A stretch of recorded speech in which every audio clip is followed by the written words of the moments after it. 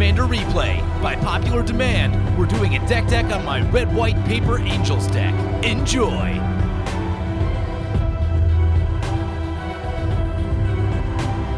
Alright, welcome back everyone. Looking at some red-white Angel Tribal today. I had planned to also do the red-white Angel Reanimator today, but this video ended up getting really long, so we're going to do that one separately. And the Reanimator version is the deck that I ran in the Tribal Wars Angels vs. Knights vs. Samurai video. I think some of you may be interested in that one as well. So I'll put that together for next week, and that should be a much shorter video. But the two decks are very, very similar, probably only have about 10 cards that are different, so this should give you a really good feel of what's going on in both. One of the things that I really like about the framework of this deck is that you can support any large tribe with it, whether that be angels, dragons, giants, even Eldrazi. Every early part of the deck is built on ramping. That really allows you to just play a lot of big stuff, so whatever tribe you're feeling in red or white, the base framework of this deck will allow you to play any of those big tribes very effectively. And so, as we can see in front, we have Aurelia the Warleader. I have my lovely altar next to the text version, which I do have to run both because most people don't know the text on Aurelia super well. So I do keep them both out on the table, in case anyone needs to read it. And also, don't worry, once we actually get into the deck tech, I did use the tripod, so the camera will stop bouncing around. So first thing, let's just take a look at the entire deck laid out by mana cost. The big thing is recognizing that we have a pretty good number of creatures to cast between 5 and 8 mana. This deck is going to be higher curve than a lot of other commander decks, so the important thing is that everything in the early part of our deck is supporting the stuff that we want to do in the later part of our deck. And there's a quick peek at some of the lands in the deck. I broke them out by function as well. But yeah, let's get into card by card. So, Aurelia the Warleader, that is our commander. Beautiful altar done by Revelens Light. Very happy with it. The text version behind it. Like I said, I keep both of those out on the table in case anyone needs to read them. We're going in converted mana cost order. First up, Mana Vault. Just get some nice mana rocks going. We do have a lot of 7-drops in the deck. So, Steel Shaper's Gift is really important in this deck. It finds Sword of the Animist, which is probably the single most important card to make the deck work. We really do want to make sure that we have a lot of ways to find Sword of the Animist. Next up, Path to Exile, single shot removal spell. Next, land tax. Land tax is really important because we need to make sure that we hit a lot of lands so that we can play all of our angels. Sol Ring, auto-include. Enlightened Tutor helps us find a bunch of things. Mana Rocks helps us find Sword of the Animist if we need it. Gift of Estates also helps us find more lands, basically a duplicate of the land tax effect. So as I mentioned, Sword of the Animist is probably one of the most important cards in this deck. That's what's going to allow us to have enough lands to be able to play all of our angels. So we really want to make sure we find that, and almost 100% of the time, that's the first equipment that I'm going to tutor for. Next up, we have Mask of Memory, which is probably the second most important card in the deck. This is going to be our best source of card draw, and if we already have Sword of the Animist in hand, that's probably the card that I'll go for. But like I said, I'll probably go for Sword of the Animist first, then Mask of Memory. Boros Signet, not too much to say there. Color Fixing and Ramp. Stoneforge Mystic, also really important, as I mentioned, finds our equipments, finds the Sword of the Animist, finds Mask of Memory, also finds Lightning Greaves. So, Lightning Greaves, Commander Staple, gives Shroud and Haste to one of our creatures, is really good with some of our angels. Most of our angels don't have Haste, other than Aurelia and a Chroma. So, if we can haste down something like Gisella, that's always a really powerful play. Next up, we have Chaos Warp. And more single-shot removal, gets rid of any permanent on the table, very important. So, Wheel of Fortune, very good source of card draw, also really good at disrupting your opponents. So, great card to have. Worn Power Stone, more mana ramp. Also, I really like where Worn Power Stone sits on the curve. If you play it on turn 3, then make your 4th land drop, you'll be able to cast Aurelia on turn 4, which is really sweet, or any of your other 6-drop angels. Next up is Fairies Protection. This thing is ridiculous. This protects you from so many different kinds of problems that can creep up in a game of Commander. Auto-include. Especially when you're playing big angels that are expensive and you really don't want them dying. Next up is Wear Tear. Destroy artifacts and enchantments. There are a lot of problematic enchantments in Commander, so definitely need some ways to get rid of that. Ghostly Prison, another staple, just gives us an easy way to protect ourselves from creature attacks. Duelist Heritage works really well with Aurelia. You can give 2 creatures double strike each turn, and that is pretty sweet. Urza's Incubator, staple of tribal decks. Obviously, we're going to choose angels, makes our angels much, much cheaper, so very cool card. Magus of the Wheel, another source of card draw. I actually prefer Magus of the Wheel over Reforge the Soul. I've always found Reforge the Soul to be just a little bit too slow. Next up, we have Burnished Heart, more ways to find lands. Works well. We do have a couple ways to reanimate it, which can get us even more lands, so that's pretty sweet. Quicksilver Amulet gives us a way to cheat our angels into play at instant speed. Very, very cool card. Next up, Thran Dynamo. Thran Dynamo is some of the best mana ramp out there, so if you're not running Thran Dynamo, you definitely should be. I know it's a little bit pricey, but definitely well worth the cost. Next up is Light from Within. This is an Anthem-style effect, and this is a more interesting one. There are a number of creatures in this deck that will get +3/+3 based on the number of white mana symbols that they have in their converted mana cost. Most of them will get +2/+2, and there are very few only red creatures in the deck. And the other thing I like about this card, I just think it's an interesting card, and of all the other Anthem effects that are similar, I haven't found anything that's been strictly better in the 4 mana cost slot, so I really like this one. It's kind of a fun one. It's one that you don't see as often, but you could just as easily switch it out for Dictate of Heliod, Glory of Warfare, or something like that. Next up, we have Wrath of God and Day of Judgment, and what we want to do with this deck, we want to spend our first couple turns ramping, and then we probably want to wipe the board before we start playing our Angels, so very important to have some board wipes, get rid of all the early threats that may have accumulated on board. Next up, we have Angel of Finality. Angel of Finality has been hit or miss. I never really seem to get it when I want it. It's a little bit awkward. It's probably better off just playing a Relic of Progenitus in that slot, but it does fit the theme. It's got cool art on it, so I do keep it in the deck. Next up, Your Golem's Eye, more mana ramp, just another way to get to our big creatures quicker. Comeuppance. You guys have seen me absolutely blow people out with this card. This deck, unfortunately, does not run Sunforger, but even on its own, Comeuppance is just crazy, crazy strong. Our deck is going to be threatening quite a bit once we get to the late game, so Comeuppance gives us a great way to stave off incoming attacks and really punish our opponents for attacking into us. We've got some other cards in the deck that play a similar role to this as well, but Comeuppance is just such a good card. Next up, we have Odric Lunarch Marshal. I got a cool little altar on this online that I picked up on eBay for, I don't know, I think it was about $7 or $8. Anyway, if you have Odric out, he will spread combat abilities to each of your creatures on each of your combat, so if we have Odric and Aurelia in play, that means all of our creatures are getting Flying Vigilance and Haste, and if we get something like a Chroma Angel of Wrath down, all of our creatures are going to have almost every creature ability, which is awesome. So next up, we have Solemn Simulacrum, aka Sadbot. More mana ramp, awesome card value. We have the ability to reanimate it, so we can get even more value out of it that way. And also, it's not unlikely for us to suit it up with a Mask of Memory or a Sword of the Animist early in the game. Use it as something to attack in with to get the benefits from those cards.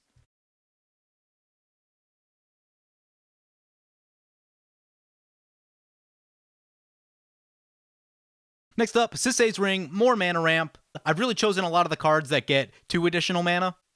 So next up, we have this awesome Altar of Baneslayer, and this one's not hand-painted, this one's actually a lithograph. But I saw the image on this thing, I'm like, oh my god, that's incredible, I have to have that. Probably paid just a little bit too much for it. If you guys are really interested in this one, I think it's still for sale on eBay, I haven't looked recently. The artist does have the ability to make more of these. Baneslayer Angel, such a cool card. One of my favorite cards, dating all the way back to its standard debut. And one of the main reasons that I don't play Modern is because Baneslayer Angel is not a thing that I can do in Modern. So, just a card that I really, really like. And every once in a while, that protection from demons and dragons is relevant. And because my version is textless, it is important for me to remember that. Herald of War is really sweet in an Aurelia deck. Because you get the 2 combats, it's going to get 2+1/+1 counters each turn, and it's going to reduce the cost of humans and angels by the number of +1/+1 counters on it. You can see that it doesn't take long to start getting really big discounts off of our really big angels. So a couple turns of Herald of War, it's going to be really big, and we can play our angels super cheaply. Really cool card. I'm pretty sure I have a foil one somewhere. I don't know why it's not in this deck.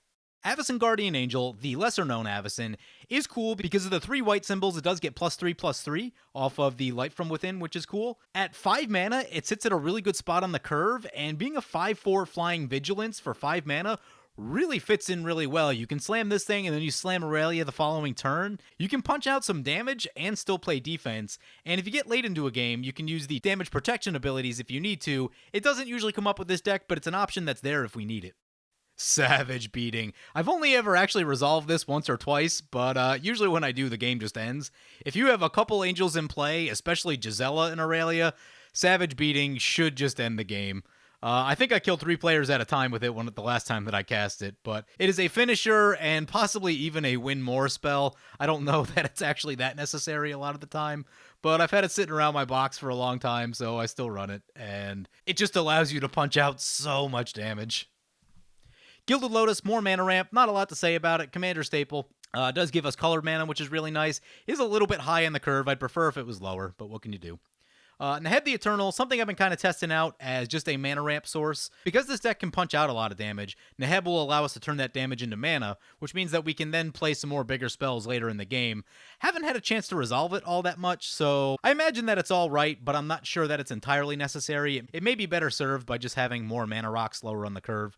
We'll see. Time will tell. Next up, Karmic Guide. So Karmic Guide with Angel of Serenity allows you to do some really crazy stuff. Karmic Guide, no stranger to creature-based combos. Just a really cool card. You can do really crazy shenanigans with it if you have ways to reanimate it. In this deck, we'll often use it as a one-shot reanimation, but we can do some tricky things with the Maria Shepherd and the Angel of Serenity, like I said. Bilbies Portal is very similar to Quicksilver Amulet, just that we have to choose a creature type with it. It's more expensive to play, but cheaper to activate. What is good about both of those cards is that they allow you to get past counter spells because you're not actually casting your creature, just bringing it directly into play, so that is a really nice benefit. Also, if something like Possibility Storm is in play, it allows you to get your creatures in without having to worry about Possibility Storm, so that is cool. Austere Command is some of the best utility removal in the format of Commander. You should absolutely be running it if you're playing a white deck. You never know when you need to get rid of artifacts or enchantments, or if there's usually a bunch of creatures that have to go as well, and the ability to hit both is really, really powerful. Auto-include in every white deck that I play. Firemane Angel is a super sweet card. It's unfortunately just a little bit too expensive. By today's standards, it would probably be 5 converted mana costs, but it was such a cool card. I've always loved the art on it. The reanimation ability doesn't come up that often, but every once in a long while it will. Just a really, really unique card, and that was back before they decided that the only thing that Boros could do was attack. There was actually a reanimation ability on there, so that was pretty cool. With that being said, it is a little bit outclassed by a lot of other things that we can do at 6 mana, so it is very much a pet card of mine. If you're going for complete optimal efficiency, you probably don't want to run Firemane Angel, but such a cool card, I couldn't cut it from the deck. Next up, Staff of Nin. Our deck supports big mana, so we can get to Staff of Nin pretty easily. Not all Boros decks can do that. It's okay. It's not an amazing source of card draw. It's alright. It's never mind-blowing. Although the 1 damage can actually be relevant. There are usually a lot of things worth pinging down on the board.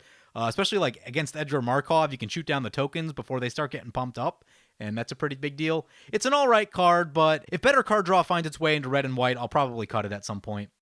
So next up, we have this super sweet altar of Adarkar Valkyrie. And I got this from an artist in Mexico. They have an eBay store. I definitely paid a little bit of change for this one. But super sweet altar. You don't see a lot of altars like this where they kind of snow out the rest of the card. Granted, there's only been 2 sets that really care about that, Cold Snap and Ice Age. But the altar is amazing. I love it. The ability is also really powerful because it gives us the ability to protect any of our big creatures. If they would die, they come back into play when we use the tap ability. Beside the fact that it's also a 4/5 with flying and vigilance, so it's also just a really efficient beat stick. But I love the protection that card affords you. It means that a board wipe from our opponents won't be enough. We'll be able to rebuild really quickly.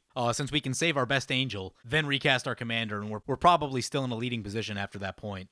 So next up, we have this really sweet altar of Planar Bridge. Planar Bridge is a card that I will tutor for late in the game with Enlightened Tutor. Because of the Sword of the Animist, we have the mana to get Planar Bridge into play and use it all in the same turn somewhat often. And the thing that it does so well is that because red and white don't tutor all that effectively, it allows us to find the creatures we want when we want them and bring them down at instant speed. Usually the first 2 things that I go for are Avacyn or Gisella, based on whatever is best on the current board state. The one thing that I am missing, I do need Ugin for this deck, because bringing down Ugin at the end step is just insane, and then you can get something else on your turn and just ridiculously strong if you have the mana to support it, and this deck definitely does.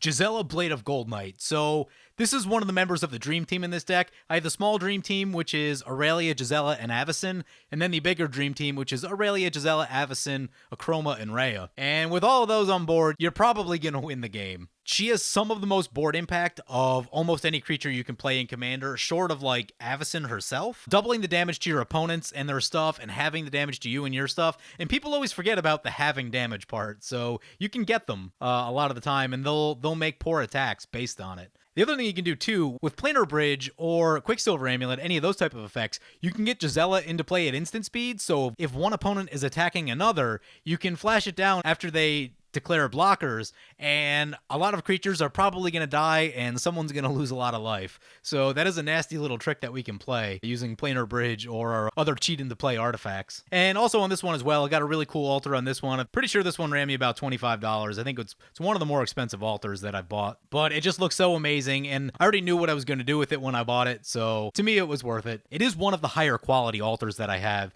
You'll notice on some cheaper altars, the edging may not be great, but the definition on that one is just amazing. Next up, we have Brune of the Fading Light. Brune of the Fading Light is cool. It allows us to reanimate a human or an angel. There are 1 or 2 humans in the deck. Odric is the one I can think of at the moment, but obviously everything else in the deck is angels, so you can reanimate all those very easily with that. And as a 5/7 flying vigilance, it's also a very good attacker and blocker. Unfortunately, I'm not running Gisela the Broken Blade simply because I don't have one. I know they're not that expensive, but I want to get foils of both so it'll meld into the foil Brizella.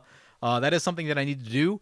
And with the Planar Bridge, we should actually be able to get that online pretty easily. As soon as you find one half of it, you just Planar Bridge for the other, and you should be in pretty good shape.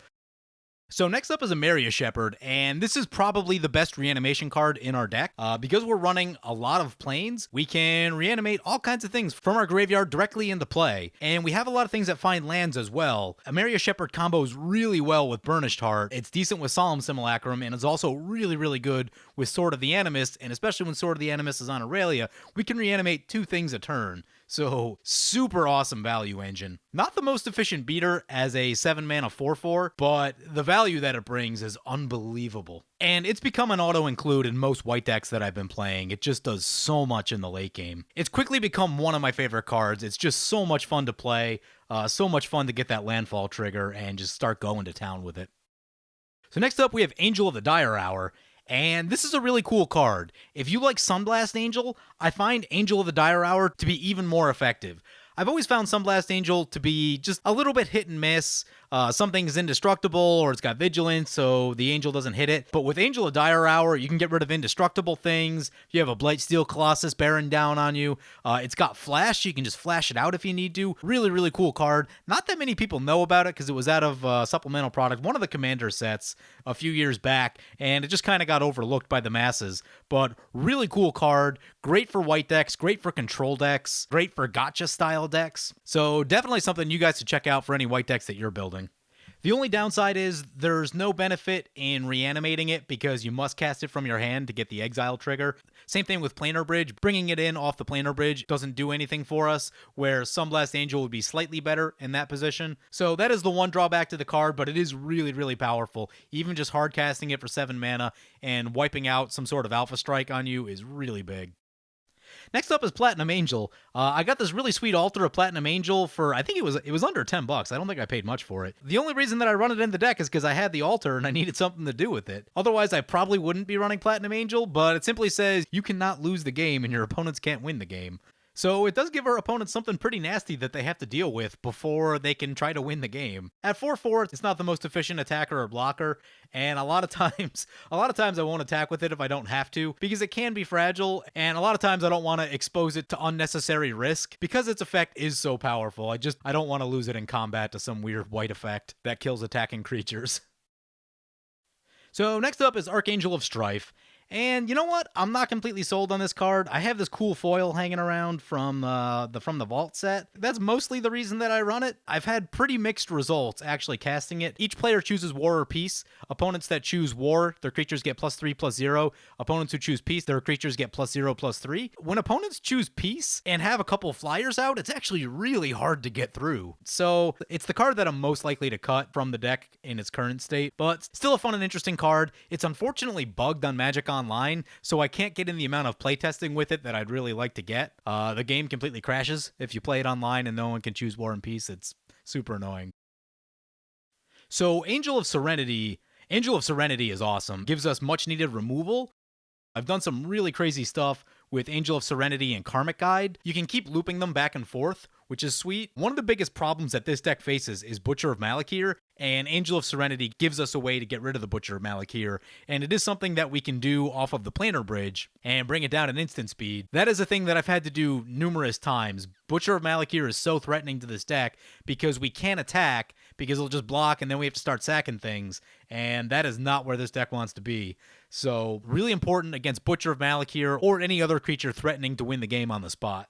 There is also just a lot of utility in being able to exile things from your graveyard and get them back as soon as the angel dies. That is an understated ability on this card. Also, you'll notice the 3 white mana symbols also gets +3/+3 off Light from Within. Next up, one of my all-time favorite Magic cards, a Chroma Angel of Wrath. It's the creature that does everything. I fell in love with the Chroma the second I saw it. That was right around the time my friend introduced me to the Reanimator deck, where you don't have to pay the mana cost of a Chroma. You get her down nice and early and just start swinging away. Such a cool card. Love the art. I love the abilities on it. After Gisela and Vicent are down, a Chroma is probably the thing that I go for next with Planar Bridge. It also has 3 white mana symbols, so also getting +3/+3 off Light from Within. But just does so many things so well. It's one of the best beat stick creatures out there. Just such a cool and iconic historic card. So really love me some Chroma Angel of Wrath. I've been reanimating a Chroma for probably 10 or 15 years now. And then there's the red Chroma. The red Chroma, not nearly as cool as the white one. I do love the art on it, and it does have some very interesting abilities. The one thing that it's really missing is haste. I just really wish it had haste. But otherwise, the rest of its effects are cool. I rarely use the morph ability, unless I'm needing to equip up Sword of the Animist or something. But it is one of the few creatures that does not get any buff from Light Within in this deck. There are very few, and that happens to be one of them. Next up, Avacyn Angel of Hope. All of your permanents are indestructible. There are few creatures that you can play that have as much board impact as Avacyn Angel of Hope. Like I said, she's one of the 2 main targets that I'm going to go for with Planar Bridge on its first activation, depending if I need a Fate of board wipe or if I'm just trying to get as much damage in as I can. Avacyn Angel of Hope is just a powerhouse, and it turns all of your creatures into absolute brick walls and makes it so that your opponents probably can't attack into you profitably. So literally just one of the best creatures you can play. Next up, Rheya Dawnbringer. This is another one of my absolute favorite cards. I was playing a Reanimator deck back in the day, and she is a powerhouse in Reanimator decks. She gives us some nice late game punch so we can start reanimating our stuff. Also has 3 white mana symbols, gets +3/+3 off Light from Within. Just an amazing card, one of my favorites, very iconic. I prefer the 10th edition art as opposed to the original printing. I don't know how you guys feel about that, but I really dig the more blonde Rheya and the "You have not died until I consent" flavor text. But I do have the cool promo that I got pending it was either a game date or a pre-release, I don't remember, for 10th edition, and that was around when I started really getting back into Magic again. I actually went to the event at the store simply to get the Rheya promo because I needed it for my Reanimator deck. And I was lucky enough that they didn't have the turnout they were expecting, so I was able to get 2 copies, and I was able to get an additional 2 copies from my buddy who couldn't make it that day, and brought those back to him later on. So, yeah, Rheya Dawnbringer, super sweet card. Blasphemous Act, just another board wipe. Gets super efficient if there's a lot of creatures in play. Occasionally you do get to cast it for 1 mana, which is really sweet, so that's why I run it. Next up, Iona Shield of Emeria. I am very torn about the fact that I run this card, and I've almost pulled it out on a couple occasions, but the decks in my local playgroup tend to err on the stronger side. I do run Iona. It can shut down some problematic things. There are some blue players, so occasionally you need to lock someone down. It is something that I feel bad about doing. If someone banned the card, I would not be upset, and I would take it out of the deck, and I wouldn't feel that bad about it. Like I said, I am very torn about the fact that I do run the card. I know how unfun it is to face. Oh, by the way, someone did cast an Iona on me one time against this very deck, and I was able to use the Quicksilver Amulet and Bilbies Portal to get more creatures into play until someone was able to get rid of it, and I actually ended up winning the game. So I was able to break through the Iona lock with the cheat into play artifacts, which was really sweet. So next up, we have Earthquake. Earthquake is really sweet. It's a board wipe that doesn't hit our angels because they have flying, and I have on occasion used Earthquake to actually kill players, so super sweet utility card, and definitely fits what we're doing in this deck. So now we're getting into the land section of the deck. I have the lands grouped by their general function. I have all the utility lands first because those are the most interesting. So we see Tectonic Edge, and Tectonic Edge, really important for taking down problematic utility lands. Something like a Cabal Coffers or a Maze of Ith can be a really big problem for us. Ghost Quarter, same thing. Take down problematic utility lands. No Strip Mine in this deck due to cost reasons. We've got a Homeward Path. Homeward Path, really important. Because we have a lot of big stuff in our deck, we're the most likely to get hit with bribery or desertion, and Homeward Path allows you to get your creatures back very, very easily. So you can basically completely turn the play around on your opponent, because then they just wasted 5 mana and gave you a free creature. So very important to get our creatures back, not lose control of them, especially when your creatures are that expensive, converted mana cost-wise. Reliquary Tower, super important, gives us no max hand size, good for things like land tax, good if we're hitting a lot with Mask of Memory. Don't need to talk about it too much, just a great utility card. Next up, Hainware Battlements. Hainware Battlements is a really heavily underplayed utility land. Paying 2 to give one of your creatures haste is huge. I don't run Slayer's Stronghold in this deck, though I probably could, but I find that paying 3 to give your creature haste is so much harder than paying 2. Amiria the Sky Ruin is one of the single best lands in this deck. We have a lot of planes. We have a lot of ways to generate lands, especially with Sword of the Animist. We can get 7 planes into play very easily. And once we do that, we're going to start reanimating our stuff for free. When you're reanimating Massive Angels, it is a really, really good card. Next up, Ancient Tomb. Ancient Tomb, easy mana ramp. Does cost you some life to do it. Ancient Tomb is easily in my top 10 of favorite arts. So really, really cool card. And if you can afford it, it's a must include in your commander deck. It allows you to get some really fast starts. Next up, we have Temple of the False God. Because we're playing a big mana deck, our deck is able to support Temple of the False God, because we know that we need to draw 5 or 6 lands to really start doing stuff anyway. So not too much of a downside on Temple of the False God in this particular deck.